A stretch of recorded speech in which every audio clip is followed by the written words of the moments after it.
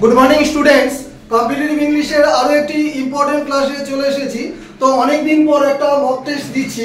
তো upcoming WBP, KP, WBCS বা MTS এই সমস্ত এক্সামে ইংরেজির উপর যে সমস্ত কোশ্চেন সেট হওয়ার সম্ভাবনা তার উপরই ক্লাসটা দিচ্ছি।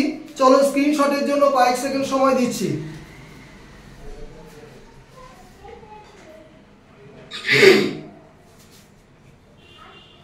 চলো ক্লাসটা শুরু করি। This is Sushanta sir, living at Nabadwip. প্রত্যেকেই জানো যে নবদ্বীপে বেসিক ইংলিশ গ্রামারটা পড়ানো হয়। তো যাই হোক, আজকের মক টেস্টটা দিচ্ছি এবং দেখো কনসেপচুয়াল বা গ্রামাটিক্যাল ক্লাসের পাশাপাশি তোমাকে কিন্তু মক টেস্টও দিতে হবে। তো বিভিন্ন এক্সামের জন্য বিভিন্ন ধরনের ইংলিশ কোশ্চেন সেট হলেও মোটামুটি 4-5টা পরীক্ষায় এক্সামে যে সমস্ত কোশ্চেন সেট হয় সেগুলোকে মিক্সড করে আমি মক টেস্টটা দেই, অবশ্যই তোমাদের রিকোয়েস্টে। নাম্বার 1 দেখো কি বলেছে, সুজাতা ইজ গুড।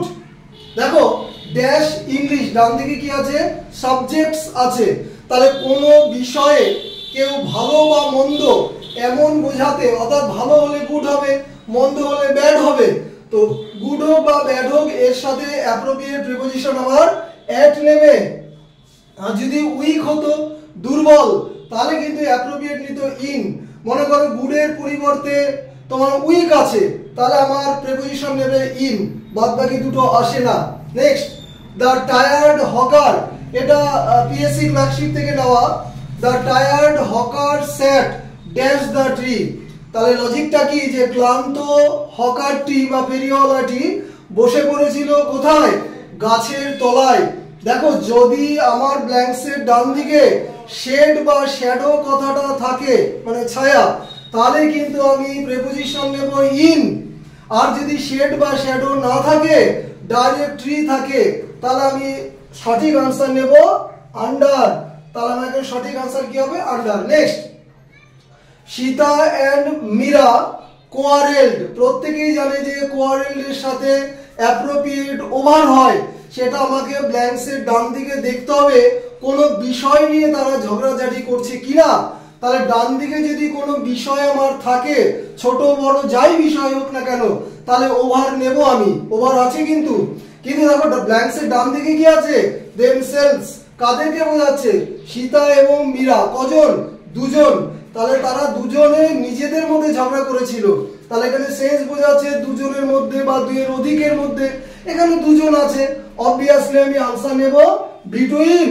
আর ব্ল্যাঙ্কসের ডান দিকে যদি আবার বলি কোনো বিষয় থাকে, তাহলে কোয়ারেল এর সাথে নেব ওভার।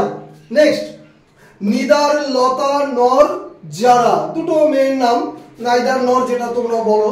তাহলে কনসেপ্টটা কি, নিদার নর বা ইদার অর, নর বা অরের পর যে সাবজেক্টটা থাকে তার নাম্বার অনুযায়ী তোমাকে ভার্বের গঠনটা বসাতে হবে। তাহলে নরের পর কি আছে, যারা।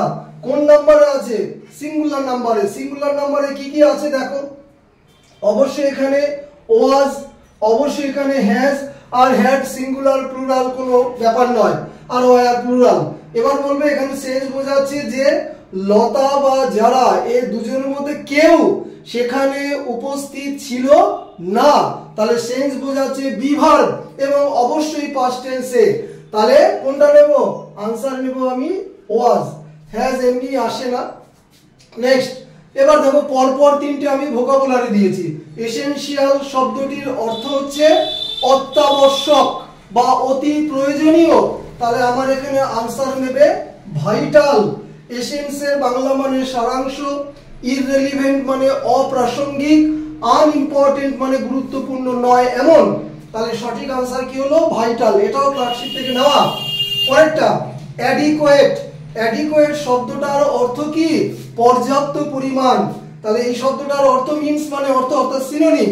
তাহলে পর্যাপ্ত ইংরেজি কি হবে এখানে, সাফিসিয়েন্ট হবে। বাদ বাকি মানেগুলো বুঝে নাও। ইনডিফিনিট মানে কি, অনির্দিষ্ট। এফিসিয়েন্ট মানে দক্ষ, আর অ্যাডেপ্ট মানেও দক্ষ। চলো পরেরটা, আরেকটা ভোকাবুলারি, কমেন্টস। কমেন্টস মানে কোনো কিছু শুরু করা। তাহলে একটাই আনসার হওয়া উচিত বিগিন। বিগিন মানে শুরু করা। প্রথমটা কমেন্ট মানে মন্তব্য করা, কমেন্ট মানে প্রশংসা করা, আর অ্যানাউন্স মানে ঘোষণা করা। এইবার লাস্টের যে 8 নম্বর যে কোশ্চেনটা এটা তোমাদের উদ্দেশ্যে রেখেছি হোমওয়ার্ক হিসাবে।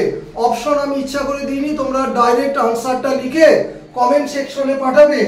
Do you know mister Kapoor, voice change do yourself, তোমরা নিজেরা করো। দেখো যারা যারা বেসিক ইংলিশ শিখতে চাও কন্ট্যাক্ট নম্বর অবশ্যই দেওয়া আছে, ইউটিউবে দেবে ক্লাস, যারা দেখো তো সেখান থেকে কন্ট্যাক্ট করতে পারো। তো প্রত্যেকের কাছে লাইক শেয়ার এবং সাবস্ক্রাইব অবশ্যই আশা করি। ক্লাস শেষ করলাম, হ্যাভ এ গুড ডে।